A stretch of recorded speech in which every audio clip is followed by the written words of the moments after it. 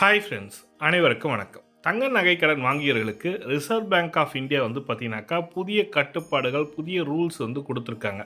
அது என்ன சார் புதிய ரூல்ஸ்? இப்போ வந்து பார்த்தீங்கன்னாக்கா ரிசர்வ் பேங்க் ஆஃப் இந்தியா வந்து பார்த்தீங்கன்னாக்கா ஒரு நகை கடன் வைத்தவர்கள் அந்த நகை கடனுக்கான கால அவகாசம் முடிந்த பிறகு வட்டியை மட்டும் நம்ம கட்டிட்டு வந்தோம். இதுக்கு முன்னதாக இப்போ வந்து பார்த்தீங்கன்னாக்கா வட்டியை மட்டும் கட்டக்கூடாது, அசலையும் சேர்த்து கட்டி அந்த நகையை மீட்டு கொள்ள வேண்டும் அப்படின்னு சொல்லிட்டு ரிசர்வ் பேங்க் ஆஃப் இந்தியா கொடுத்துருக்காங்க. அதனால் வந்து பார்த்தீங்கன்னாக்கா மக்கள் வந்து பார்த்தீங்கன்னாக்கா பெரும் அவதியில் உள்ளன. என்ன அவதி சார்ன்னு பார்த்தீங்கன்னாக்கா, இப்போ வந்து பார்த்தீங்கன்னாக்கா முழு பணத்தையும் கட்டினா தான் வட்டியுடன் சேர்த்து அசலும் சேர்த்து கட்டுறதுக்கப்புறம் தான் நகையை மீட்டு எடுத்த உடனேவும் வங்கியில் திரும்ப வைக்க முடியாது, மறுநாள் தான் வைக்க முடியும்னு சொல்லி கொடுத்துருக்காங்க. இப்போது ஒரு தனிநபர் மேலே தங்க நகை கடன் வாங்கியிருக்கீங்க, அவர் உங்களுக்கு டேட்டு முடிஞ்சிடுச்சு, அந்த நகையை அசலும் வட்டியை சேர்த்து கட்டி மீட்டுட்டாங்க. இந்த காசு இல்லாததுனால பக்கத்தில் யாருக்கிட்டே கைமாற்றா கடன் வாங்கி வச்சுருப்பாங்க. ஒரு நாளுக்கான வட்டியை சேர்த்து அவங்களுக்கு கொடுக்கணும். இப்போ ஒரு நாள் மறுநாளே போய் பேங்க்கில் வைக்க முடியும், அன்றைக்கே வைக்கக்கூடாதுன்னு சொல்லிட்டு reserve bank of India rules வந்து கொடுத்துருக்காங்க. இதனால் மக்கள் பார்த்தீங்கன்னாக்கா பெரும் அவதியில் உள்ளன. இந்த அவதியை தீர்ப்பதற்கு, இந்த பிரச்சனையை தீர்ப்பதற்கு வங்கியில் போயிட்டு தங்க நகை மதிப்பீட்டாளர் சொல்லுவாங்க, அதை கோல்டு அப்ரைசர், அவர்கிட்ட நாங்கள் வந்து ஒரு ஆலோசனை கேட்டோம். இதுக்கு என்ன சார் மாற்று, இதை வந்து எப்படி சார் நம்ம தீர்வு காணலாம்னு சொல்லிட்டு கேட்டதற்கு அவர்கள் கொடுத்த பதில் என்ன, இதற்கு என்ன மாற்று கொடுத்துருக்காங்கன்றத பார்க்க போகிறீங்க. இந்த வீடியோ ஸ்கிப் பண்ணாமல் பாருங்கள். வீடியோ பிடிச்சிருந்தால் லைக் பண்ணுங்கள், கூடிய சப்ஸ்கிரைப் பண்ணுங்கள். வாங்க வீடியோக்குள்ளே போகலாம். இப்போ வந்து இதற்கான ஒரு பெஸ்ட்டு சொல்யூஷன் வந்து ஒன்று கொடுத்துருக்காங்க. என்னென்னா, நீங்கள் வங்கி கடையில் உங்கள் பேரில் நகை வச்சுருக்கீங்க.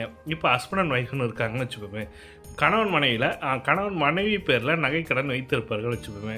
நகை கடன் வைத்தவர்கள் பேரில் திரும்ப அதே நகை கடன் வைக்க முடியாது. அப்போ என்ன பண்ணலாம், கணவர் பேரில் அந்த நகையை திரும்ப அடமானம் வைத்துக்கொள்ளலாம்.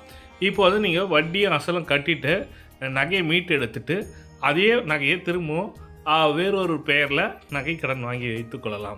கணவரோ அண்ணன் தம்பி யாரோ பேரில் அவங்களுக்கு தெரிஞ்ச ரிலேஷன் பேரில் நகை கடன் உடனே வைத்துக்கொள்ளலாம். அப்போ வைக்கும்போது பார்த்திங்கனாக்கா அதற்கான இது வந்து எதுவுமே கிடையாது. நீங்கள் அப்போ அசலும் வட்டி மட்டும் கட்டினா போதுமா, கட்டினா உடனே அதே அமௌண்ட்டை நீங்கள் வாங்கி கொள்ள முடியும்.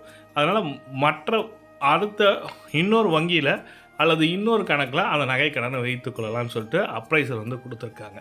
அது மட்டும் இல்லாமல் கூட்டுறவு பேங்க் வந்து பார்த்திங்கனாக்கா விவசாய கடன், பயிர் கடன்லாம் கொடுத்துட்டு வராங்க. விவசாயிகள் நலனுக்காக உருவாக்கப்பட்ட நகை கடன் தான் இது. கூட்டுறவு பேங்க்கில் நகை கடன் வைப்பவர்களுக்கு அவர்கள் வந்து பார்த்திங்கனாக்கா எந்த கட்டுப்பாடும் கிடையாது. உங்களுக்கு வந்து நீங்கள் நகை கடன் ஒரு டேட்டு கொடுத்துருக்காங்க, அந்த பர்டிகுலர் டேட்டில் மீட்க முடியலனாலும் பரவாயில்ல, நீங்கள் உங்களுக்கு கால அவகாசம் கொடுக்குறேன், நீங்கள் மீட்டு எடுத்துக்கங்க. ஏன்னா கூட்டுறவு பேங்க்கு, அதுக்கப்புறம் பார்த்தீங்கன்னாக்கா வேளாண் கூட்டுறவு வங்கி, இவங்களாம் வந்து பார்த்திங்கன்னா நகைக்கடன் வந்து எதற்காக கொடுக்குறாங்கன்னா பெரும்பாலான விவசாயிகள் நலனுக்காகவும் மக்கள் நலனுக்காகவும் கொடுக்குறதுனால ரிசர்வ் பேங்க் ஆஃப் இந்தியா வந்து பார்த்திங்கனாக்கா கூட்டுறவு பேங்க்கில் இந்த ரூல்ஸ் வந்து கொஞ்சம் தளர்த்திருக்காங்க. அதனால் நீங்கள் மேக்ஸிமம் கூட்டுறவு பேங்க்கில் வச்சிங்கனாக்கா உங்களுக்கு நல்லதாக இருக்கும். 2024 தேர்தலாக வரப்போகுது. அப்போ தேர்தல் வாக்குறுதியில் தங்க நகையை வந்து வச்சுருக்கவங்களுக்கு தங்க நகையை வந்து கடனுக்கு தள்ளுபடி பண்ணுவாங்க. எத்தனை சவரன்றது கூடிய விரைவில் சொல்லுவாங்க. அதனால் 2024 எலெக்ஷன் வரதுனால 2027 அந்த நகையை வந்து தள்ளுபடி பண்ணதுக்கான வாய்ப்புகள் இருக்குது. அதனால் கூட்டுறவு பேங்க்கில் நீங்கள் நகை கடன் வைக்க பாருங்கள். இதுதான் இந்த 2 விதமான தகவல் தான் உங்களுக்கு ஷேர் பண்ண நினச்சேன். இந்த மாற்று வழியில் நீங்கள் நகை கடன் வைத்து பார்த்தீங்கன்னாக்கா உங்களுக்கு தெளிவான விளக்கம் கிடச்சிருக்குன்னு நினைக்கிறேன். இது போன்ற பயனுள்ள தகவலை பார்க்கணும்னு நினைக்கிறேன். நம்ம சேனலை சப்ஸ்கிரைப் பண்ணிங்க, கூடிய பெல் பட்டனையும் ப்ரெஸ் பண்ணிங்க. தேங்க்யூ.